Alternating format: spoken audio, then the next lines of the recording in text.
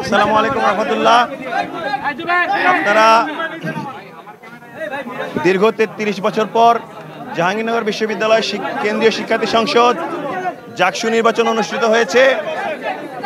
আপনারা দেখতে পেয়েছেন গত ১১ সেপ্টেম্বর সারাদিন জাহাঙ্গীরনগর বিশ্ববিদ্যালয়ের শিক্ষার্থীরা দীর্ঘ ৩৩ বছরের যে অবসান এবং গণ অভ্যুত্থানের পরের প্রায় ১ বছরের পরের যে আকাঙ্ক্ষা, সে আকাঙ্ক্ষা থেকে সারাদিন ভোট প্রদান করেছেন।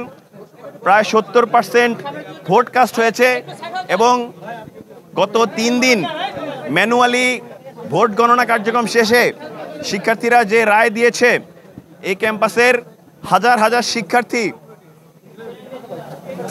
২৫ জন, যে কেন্দ্রীয় সংসদে মনোনীত ২৫ জন, সেই ২৫ জন প্রার্থীর মধ্যে সাধারণ সম্পাদক সহ সমন্বিত শিক্ষার্থী জোট, যেটি ইসলামী ছাত্র শিবির জাহাঙ্গীরনগর বিশ্ববিদ্যালয় সমর্থিত প্যানেল, সেই প্যানেলের ২০ জনকে হাজার হাজার ভোট দিয়ে এই ক্যাম্পাসে তাদের প্রতিনিধিত্ব করার জন্য নির্বাচিত করেছে। আলহামদুলিল্লাহ।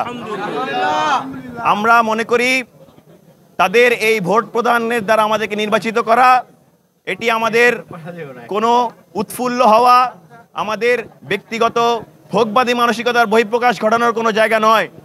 আমরা মনে করি এই শিক্ষার্থীরা আমাদেরকে এই ক্যাম্পাসে তাদের প্রতিনিধিত্ব করা, তাদের অধিকার আদায়ের জন্য সংগ্রাম করার জন্য আমানত প্রদান করেছে।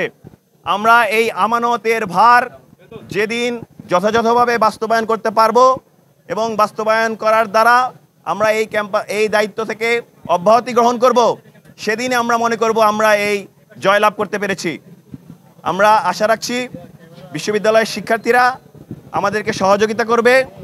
আমরাও এই ক্যাম্পাসের যে স্বকীয়তা রয়েছে, এই ক্যাম্পাসের যেই সাংস্কৃতিক বৈচিত্র্যতা রয়েছে, এই ক্যাম্পাসের পরিবেশের যেই সৌন্দর্য রয়েছে এবং দল মত নির্বিশেষে সবার প্রতি যথেষ্ট শ্রদ্ধাশীল হয়ে, সবার ব্যক্তি স্বাধীনতাকে শ্রদ্ধাশীল হয়ে আমরা আমাদের শিক্ষার্থী বান্ধব কার্যক্রম পরিচালনা করব। এই জাকসু নির্বাচনে যারা নির্বাচিত হননি তাদের প্রতিও আমাদের আহ্বান থাকবে, আমরা একসঙ্গে কাজ করতে চাই এবং একসঙ্গে এই ক্যাম্পাসের অধিকার আদায়ের সংগ্রামে একত্রিত হতে চাই। আমরা এই আশাবাদ ব্যক্ত করে আপনাদেরকে অসংখ্য ধন্যবাদ জানাচ্ছি।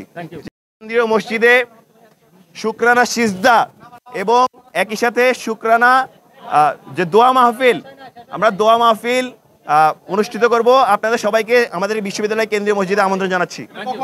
এখনই।